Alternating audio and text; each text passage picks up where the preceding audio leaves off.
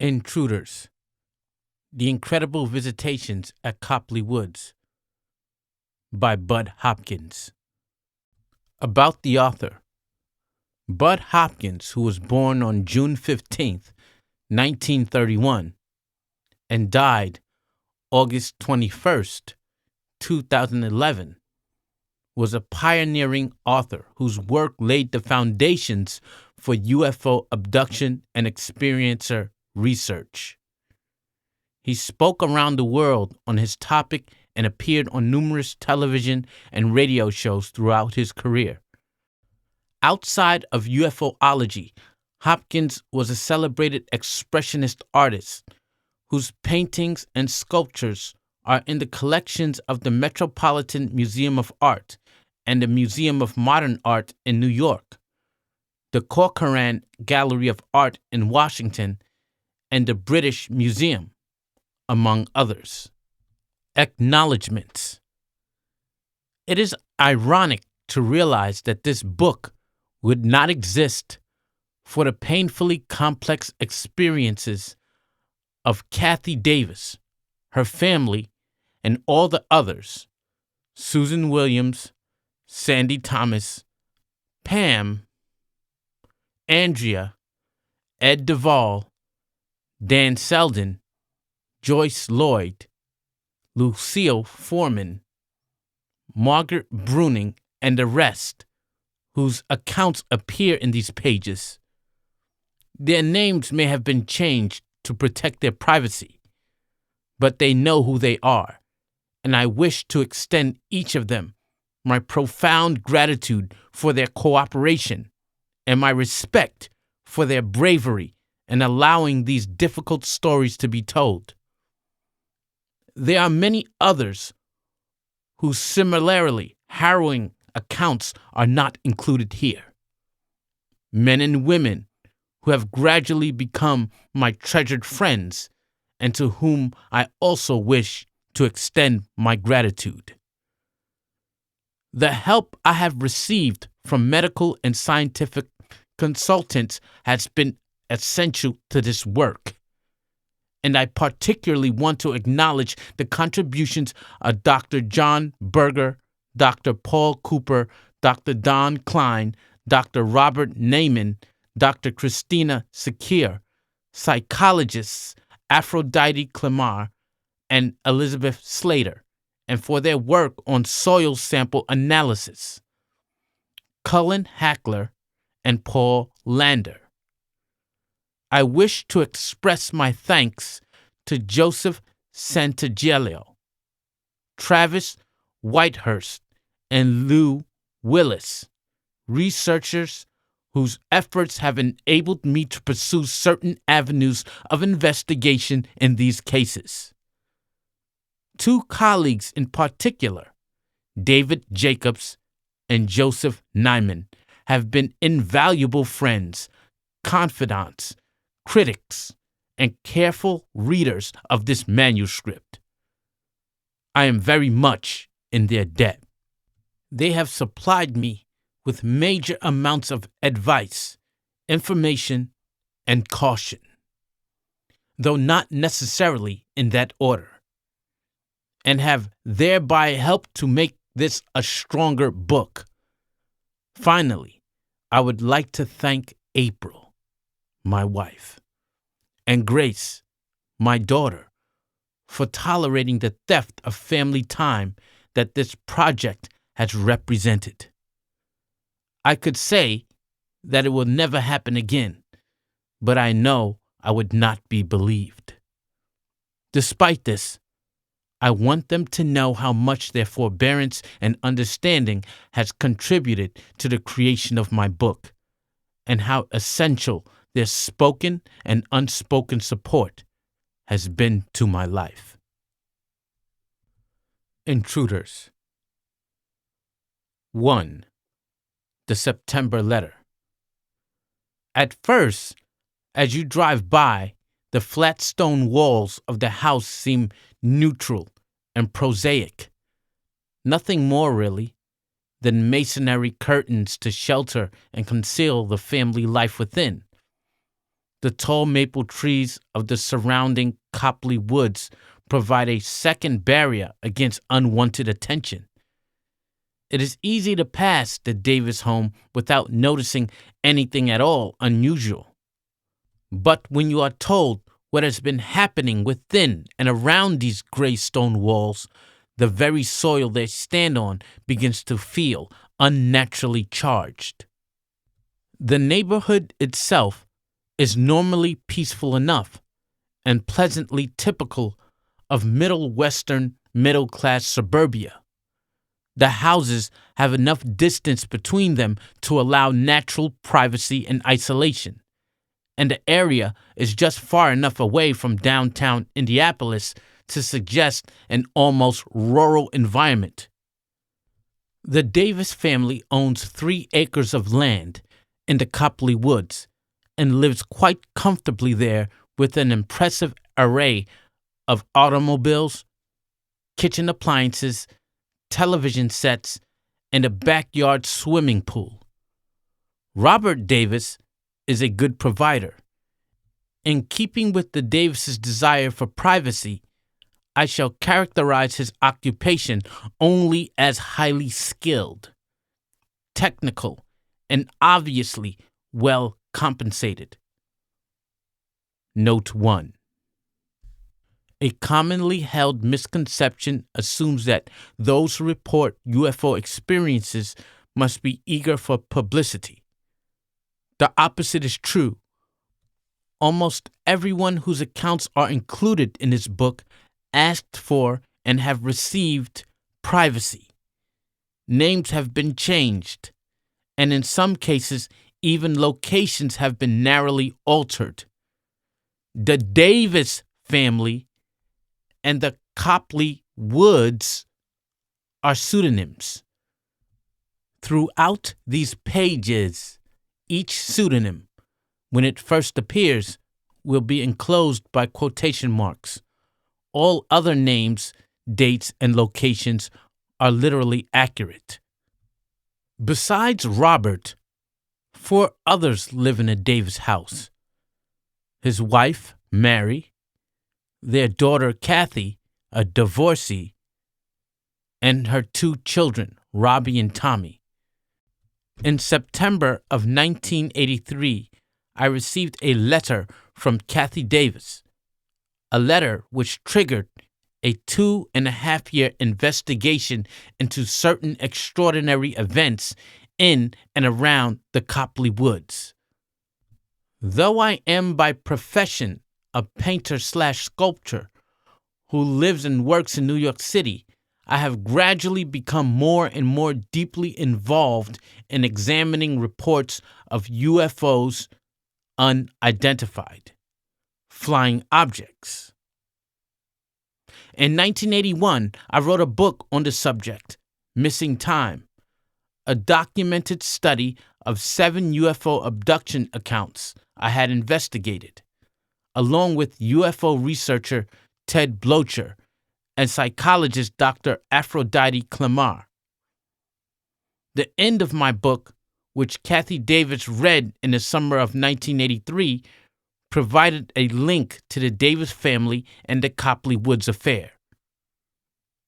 As an afterword, I had asked anyone who felt that he or she might have had an experience similar to those dealt with in Missing Time to write me at my publisher's address.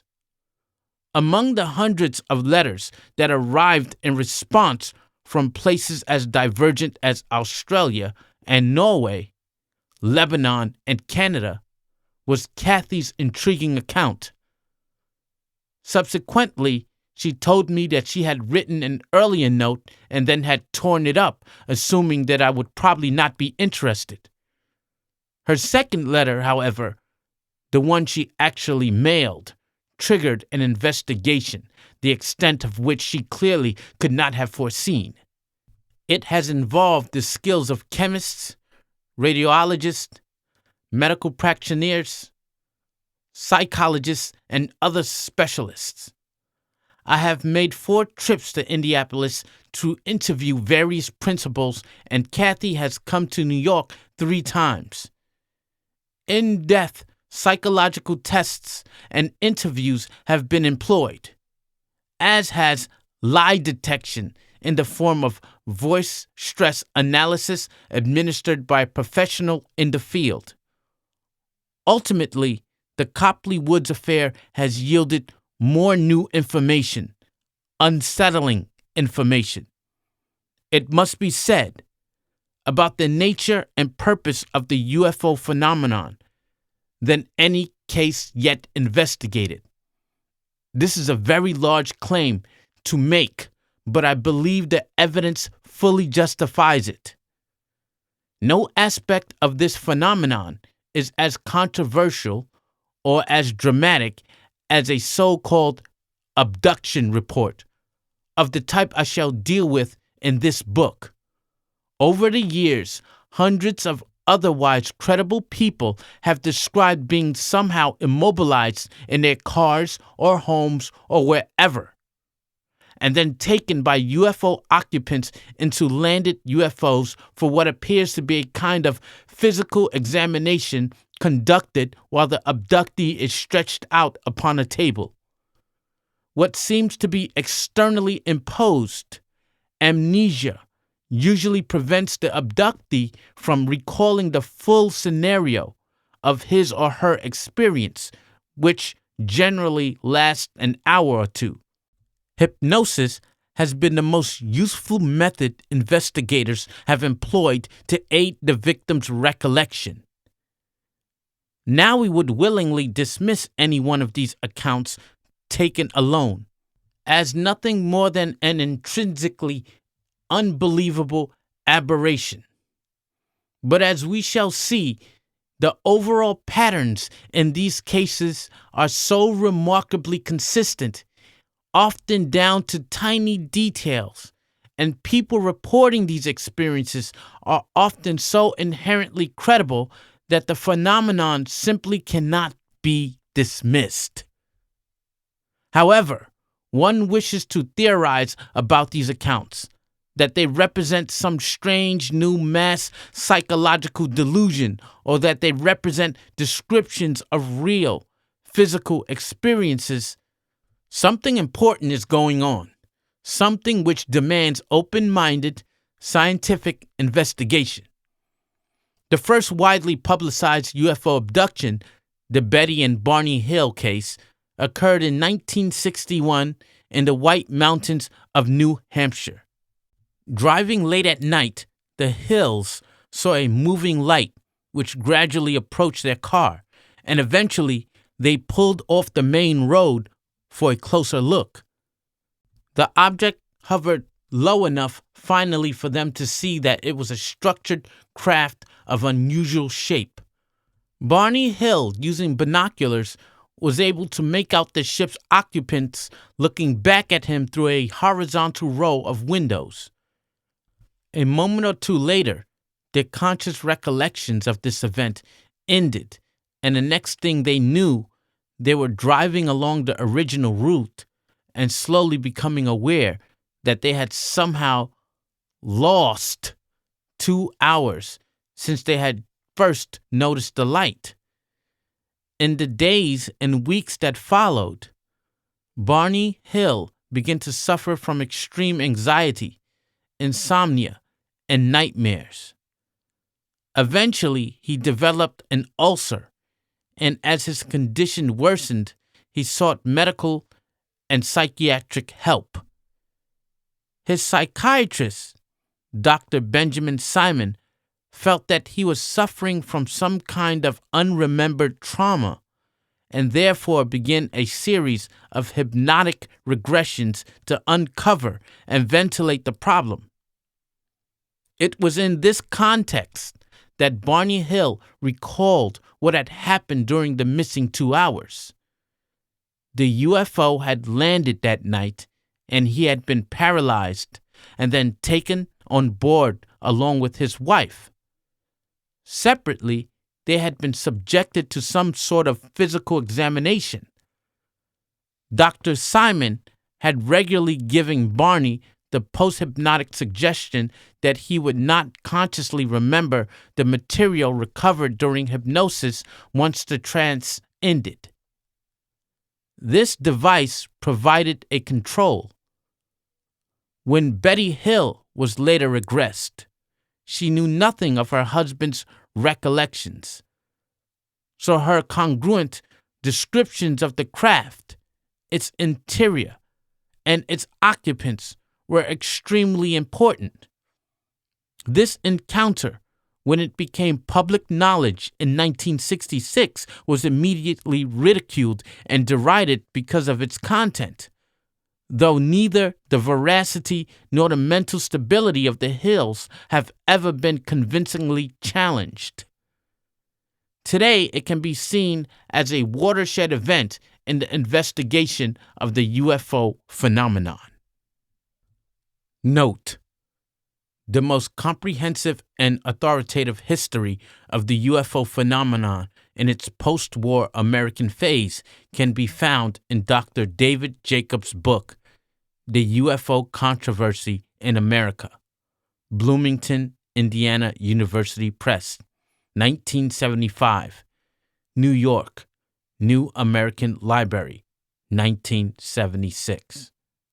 The modern era of UFO sightings accounts of strange, silent, disc-like craft seen in the sky had begun years before, during World War II, when these objects were thought by Allied pilots to be enemy secret weapons. This theory went out the window when captured German pilots reported seeing the same things and assumed them to be an American secret device. After the war, UFOs were seen over the Scandinavian countries, and the Air Force then assumed that they were experimental Soviet rockets. Yet none seemed to crash. No debris was found. And so eventually, that explanation was also abandoned. Not until the later 1940s did the extraterrestrial theory begin to gain a foothold. Though it was still difficult to believe that these things might actually be piloted, that there might be, in fact, some intelligent something inside at the controls. The Betty and Barney Hill case gave us the first inkling of what was to become a flood of similar abduction reports, straining our credulity even further. I had a daylight UFO sighting in 1964, an event that generated my interest in the subject. And yet, when I read the details of the Hills encounter, I could not accept the idea that such a thing as an abduction by UFO occupants was possible. Using Justice Frankfurter's distinction, it was not that I thought the Hills were lying. It was that I just could not believe them. My own subsequent investigations of similar UFO sightings, however, slowly and inexorably led me to accept the possibility that abduction encounters might literally be occurring as described. As the evidence mounted and case report followed case report, I became convinced of the importance of this aspect of the UFO phenomenon, and by 1977 concentrated my efforts in this area of research. Note: in 1976, I wrote a piece for the Village Voice about a UFO landing in New Jersey's North Hudson Park. This article, reprinted later that year in Cosmopolitan and in several newspapers, elicited a number of letters and phone calls from readers describing their own sightings. At this time, I also acted as consultant for a television documentary dealing with UFOs, and this, too, elicited letters and phone calls from viewers with related experiences. From these and other sightings reported, I began to notice segments of unexplained missing time. And so, With these early cases as a database, I began my explorations of abduction accounts. The result in 1981 was the publication of my book on the subject and eventually Kathie Davis's recognition while she read it of certain patterns and details that applied to herself and her family. One of the central ideas in Missing Time was my guess that many people, perhaps thousands, may have had UFO abduction experiences and yet consciously remember almost nothing to indicate they had suffered these traumatic encounters. The pattern of evidence we had uncovered suggests that a kind of enforced amnesia can efficiently erase from conscious memory all but the very slightest recollections of such experiences. In one of the 7 similar cases we investigated, Stephen Kilburn described nothing more than a deep-seated fear of a certain stretch of highway and his feeling that something had happened to him there that possibly involved a UFO.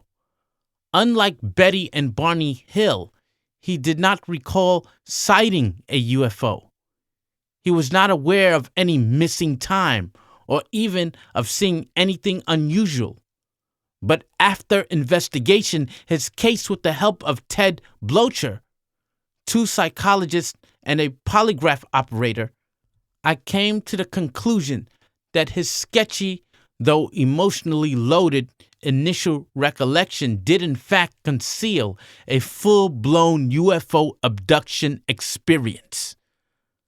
Under hypnosis, Steve relived a traumatic encounter very similar in its details to the Hill case. A second extremely important pattern emerged from these early investigations, a pattern which the Copley Woods affair amply illustrates. It appears that most UFO abductees have had more than one such experience, their first abduction generally occurring in childhood around the age of 6 or 7. Often, they are picked up and examined several times after that, though these later encounters are rarely reported past the age of 40 or so. An analogy which immediately springs to mind is the human study of endangered animals, in which zoologists tranquilize and tag or implant transmitters in sample animals to trace their subsequent wanderings. I presented evidence in my book indicating a similar interest by UFO occupants in certain human beings who are apparently treated like experimental subjects, requiring re-examination at intervals across the years. And as we shall see, there is evidence that these human subjects have also been somehow tagged.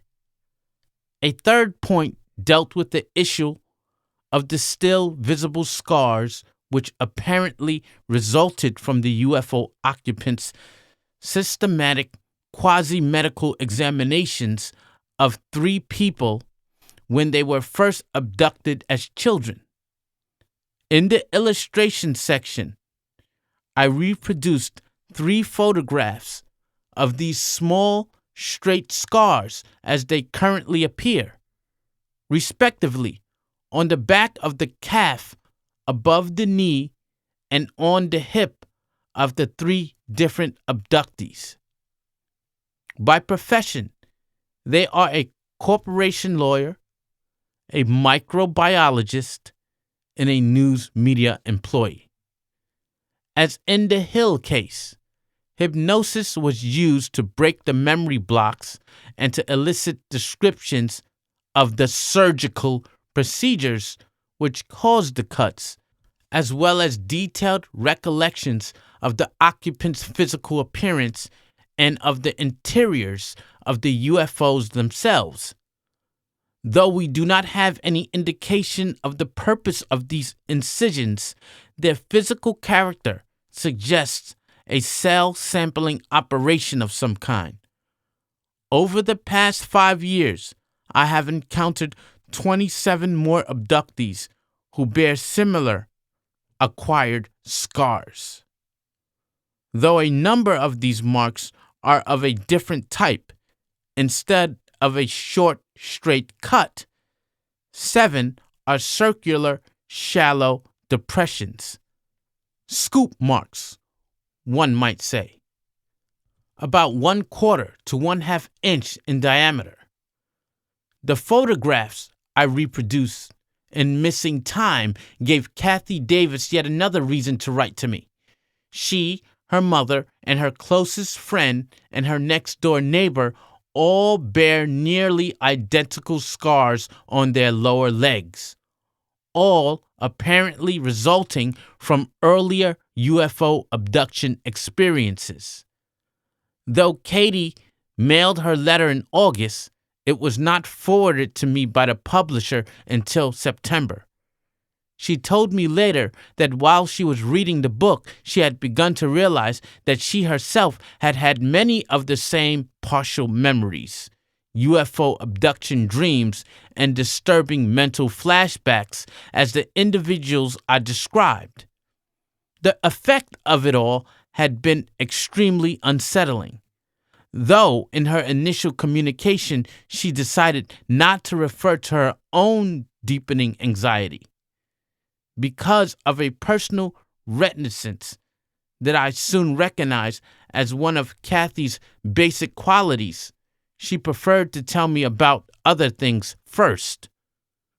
When I opened her letter, some 15 color photographs spilled out. I recognized immediately a familiar image from UFO landing trace investigations. A circular area of ground in which all the grass appeared to be dead, as if it had been subject to heat or to some other form of radiation. Ted Phillips, an investigator who is particularly interested in this kind of report, has cataloged over 1,200 cases in which UFOs apparently have physically affected their surroundings. Many of the photographs in his files, such as those taken of the site shortly after a UFO was observed on or just above the ground near Delphos, Kansas, closely resembled Kathie's enclosures. But even more important, later analysis of the affected soil in both cases showed that the degree of calcification of soil dehydration was very similar and equally difficult to account for. Kathie began her letter by explaining that there were 2 things she wanted to inform me about: the event documented in the photographs and a missing time incident that occurred years before involving her older sister. She first wrote about the more recent incident. Around the first week of July, 1983, at about 8 or 9 p.m., I was preparing to go out and sew a little at a neighbor's home, and while I was standing at the kitchen window, I noticed a light in the pool house, and the door was open. I remember shutting it earlier, so I knew it shouldn't be open, let alone have the light on. So I mentioned it to Mom. She looked and wondered what was up, but neither one of us were all that alarmed. When I got ready to leave, I decided to drive around the turnaround to make sure no one was out there, as Mom would be alone with the kids. You know, my son Robbie, who was 4, and Tommy, who was 3.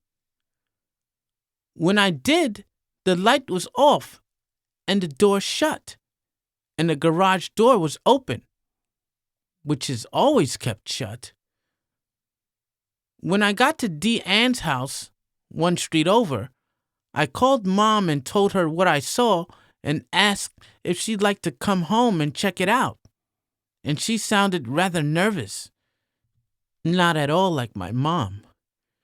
She said she'd seen a big light by the pool house and it moved up to the bird feeder and grew to about 2 feet in diameter. But she didn't see any beam. It was just like a spotlight on the bird feeder, lighting it up, but nothing else around it. When I got there, it was gone, and I looked all around the property with my dad's .22 because, I was chicken. I did finally find my dog Penny hiding under a car out back. Usually she carries on something fierce when anyone she doesn't know is on our property. It's not like her to hide and have to be coaxed out from anywhere, especially by me. She's usually all over me. I didn't see anything, so I went back to sew, and later that night, Dee and I and her daughter came back about midnight and went swimming. Right after that night, our yard was burned. By what? We don't know. Nothing will grow there now, no matter how much water we give it, and wild animals won't go on it. At first, even Penny would walk halfway around the yard to avoid walking on it. She'd sniff it and run the other way. Birds will no longer go near the bird feeder either.